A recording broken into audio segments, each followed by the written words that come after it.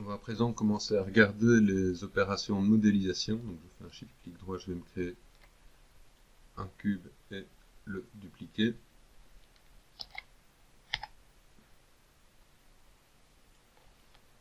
Donc nos opérations de modélisation, on va les trouver à plusieurs endroits. Dans le shift-clic droit, on va trouver toutes les opérations qui sont utiles en fonction de notre sélection. Donc ici j'ai un objet sélectionné, je vais trouver des opérations comme celles qu'on va aller voir, Separate et Combine.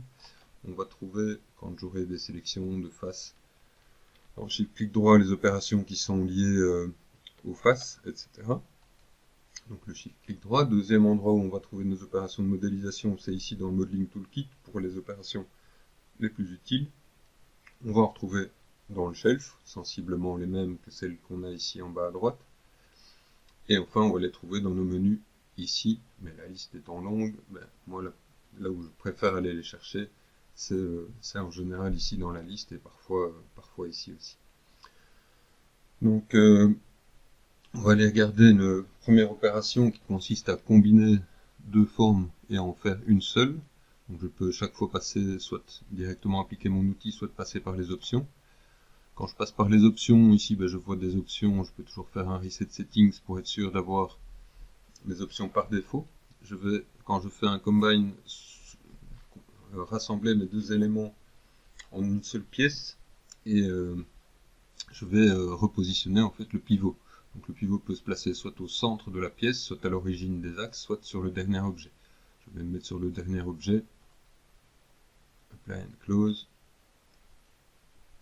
et mon pivot, on voit, n'a pas bougé. Ce qu'on va observer, c'est qu'on a ici une ligne polyunite, et surtout qu'on a dans l'outliner une série de choses, et on a par exemple ici ce qui nous permettrait de bouger. On a l'impression qu'on bouge l'ancien cube, mais notre objet, si je clique sur l'ancien cube, c'est celui-ci. Donc j'ai quelque part ici une sorte d'ancienne position qui me permet de revenir un peu sur l'idée, mon cube il était à cet endroit-là au moment de faire mon opération. Mais mon nouvel objet, c'est bien celui-ci.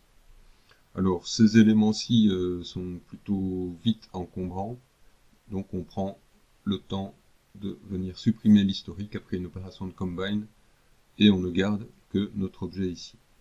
Si je viens en mode face et que je fais une conversion en shell, CTRL-clic droit pour faire une conversion, je vois que j'ai cette fois un shell ici et double-clic en fait un deuxième shell ici. Donc mes deux parties ici sont rassemblées en une forme, ça va me permettre dans certains cas, avec certaines opérations de modélisation, je vais pouvoir travailler. Par exemple, si je fais un bridge face, un pont entre des faces, je dois le faire quand mes deux objets sont dans une seule et même forme. Alors on a vu plusieurs exemples précédemment quand on était dans l'explication de l'outliner pour parenter, grouper des objets. Donc on va parenter quand des objets sont articulés, on va grouper quand des objets doivent être logiquement regroupés ensemble, que ce soit un ensemble une pile de livres ou des choses comme ça. Ici, on pourrait se dire que, par exemple, ici, cette pièce-ci, qui est constituée de deux parties, une métallique, une en bois, on va la mettre dans un seul et même objet. Donc, même si on a modélisé séparément, le fait d'avoir mis ça dans un seul et même objet, on pourra sans problème mettre des matériaux différents par face. Donc, je pourrais venir mettre un matériau ici, et puis un autre matériau sur l'autre partie pour obtenir mon rendu tel que je le veux. Voire même il y aura des situations dans lesquelles on pourra mettre un seul matériau sur les différentes parties, même si le matériau est un peu différent. Ça demandera l'utilisation de textures à ce moment-là. Mais donc, quand je veux manipuler mon objet, c'est plus facile de manipuler mon objet ici. Et donc, on va surtout réfléchir à où est-ce que je veux positionner mon pivot pour mon seul objet. Est-ce que je le veux peut-être un peu plus haut, peut-être au niveau des dernières faces ici, ou carrément à la base. Voilà. Et on terminera bien toujours par un bec pivot, par bien renommer notre objet. Et c'est plus ou moins comme ça qu'on va réfléchir. Alors, ça c'était pour l'opération combine. Donc toujours penser à vérifier la position du pivot, renommer l'objet une fois qu'on a fait le combine parce que l'outliner va un peu changer, et supprimer l'historique. Alors, on a une opération qui va dans l'autre sens, c'est le separate. Donc, pour faire un separate, c'est très simple, vous avez une pièce qui contient éventuellement plusieurs parties, et dès que je fais separate, je me retrouve avec, dans l'outliner, deux éléments qui sont mis par défaut dans un petit groupe, comme ça je peux les sortir de ce groupe, et j'ai de nouveau cette trace de l'ancien modèle, et je vais pouvoir sans problème Alt-Shift D supprimer mon historique après cette opération là. Alors après cette opération là, on peut également repositionner les pivots. Ici je vais les recentrer avec DV. Je peux les positionner par exemple à la base, je le fais pour chaque partie, je sélectionne tout et je fais un bake pivot pour avoir mes pivots qui sont tous les deux correctement placés et retrouver une manipulation facile avec eux. Donc, de la même manière qu'on combine quand on a besoin d'avoir une seule partie, on va simplement séparer quand on en a besoin de plusieurs, et on pourra le faire simplement pour, une fois qu'on a par exemple supprimé une pièce en plusieurs parties, on pourrait imaginer par exemple faire ça quand on modélise une voiture, on va modéliser l'ensemble de la carrosserie, et puis on viendra découper plusieurs parties, et commencer à, pour chacune des parties, on voudrait leur donner une épaisseur. Donc on va commencer par séparer les différentes parties, et puis on pourra venir sur chacune des pièces séparées, donner une épaisseur avec, ici je vais le faire très rapidement, avec mon View Editor, avec une très légère épaisseur ici, et puis je pourrais continuer à modéliser chacune des parties séparément. Donc de nouveau, on se retrouve avec ça ici, donc je vais supprimer l'historique pour pouvoir vraiment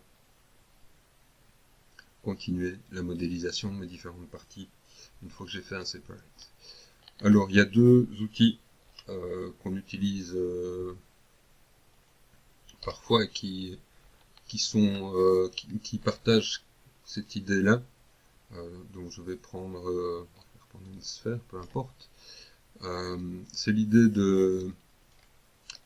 d'extraction et de duplication de face. Je vais commencer dans cette vidéo-ci à en parler, et je terminerai dans la vidéo suivante. Donc l'extraction de face, quand je vais voir ces options, c'est ici qu'on voit qu'il y a un lien Separate Extracted Face. Quand je suis ici, moi j'ai juste la création de ma sphère.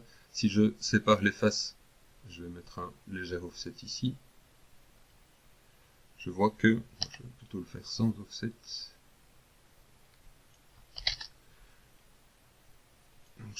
J'ai extrait mes faces et je peux les déplacer comme ça ici.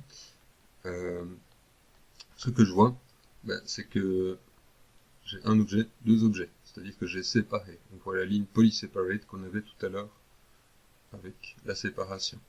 Donc cet outil d'extraction des faces peut fonctionner avec la séparation des faces, et il peut fonctionner également sans séparation de faces. Donc c'est vraiment cette opération-là qui est rajoutée ou non à la fin. Donc ici, je fais la même chose que tout à l'heure, mais je suis resté avec un seul objet, tandis qu'ici, j'avais rajouté l'opération polyseparate sur cette pièce-là.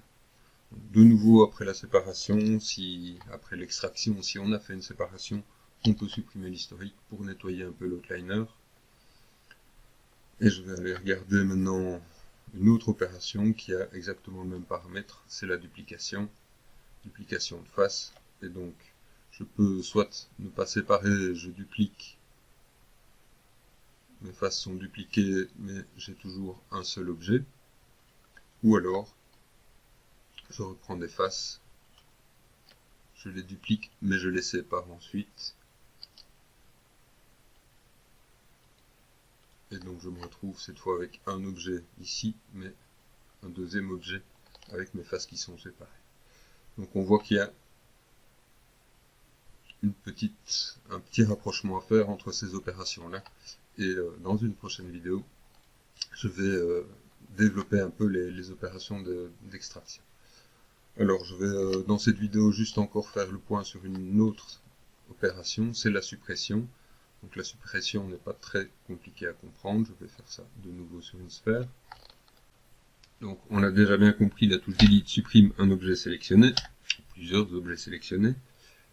Si je suis en mode face, on va supprimer simplement la face qui est sélectionnée. Notez que j'ai même pas besoin de la sélectionner au préalable, je peux juste la survoler. Donc, si je survole, si je sélectionne et que je survole en même temps une autre face, c'est celle qui est sélectionnée qui se supprime, mais si je survole simplement une face, je peux très rapidement supprimer cette face. Donc si je fais des sélections évidemment plus complètes, je supprime tout ce qui est sélectionné. Notez qu'on ne pourra jamais supprimer tout, et il restera toujours une face sélectionnée, parce qu'un objet se supprime, quand on supprime un objet, on le supprime en mode objet. Donc on ne supprime jamais toujours toutes les faces, il faut faire attention, il en restera toujours une petite qui traîne. Alors quand on est en mode Edge, pas grand chose de très compliqué non plus. La touche Delete va nous supprimer les edges, mais il faut faire attention que si je fais ça, ben je vois que ma forme de sphère ne change pas. Pourquoi est-ce que j'ai ça? Ben simplement parce qu'il reste des vertex par-dessous. Donc il faudra être prudent quand on supprime les edges, et on utilisera Shift, clic droit, Delete Edge ici en bas, et on voit cette fois que au fur et à mesure, on a en même temps supprimer les vertex qui étaient, les vertices qui étaient en dessous. Alors on a également un raccourci pour faire ça. Donc c'est CTRL Delete. Donc le CTRL Delete supprime correctement les edges. Alors je vais laisser quelques erreurs comme ça ici, parce que ce sera éventuellement utile. Je vais aussi me faire 2-3 trous pour la suite. Voilà. Alors on va aller regarder maintenant la suppression de sommet. Donc d'abord toujours en edge, on peut noter que une suppression d'edge sur la bordure ne fonctionne pas. Une suppression d'edge ici au milieu des faces va nous supprimer correctement tous les edges, tous les vertex qui pourraient être isolés dessus. Donc ici, si je faisais une suppression d'edge ici, ce serait probablement très bizarre. Je vais me retrouver avec une face un peu impossible ici. Alors, on va regarder la suppression de vertices. Donc la suppression de vertices, si d'abord je choisis un vertex comme ça ici, le delete ne fait rien. Il ne fera quelque chose que si on a juste un et deux edges attachés à ce vertice. Donc c'est un très bon moyen ici pour supprimer les sommets isolés qui seraient restés.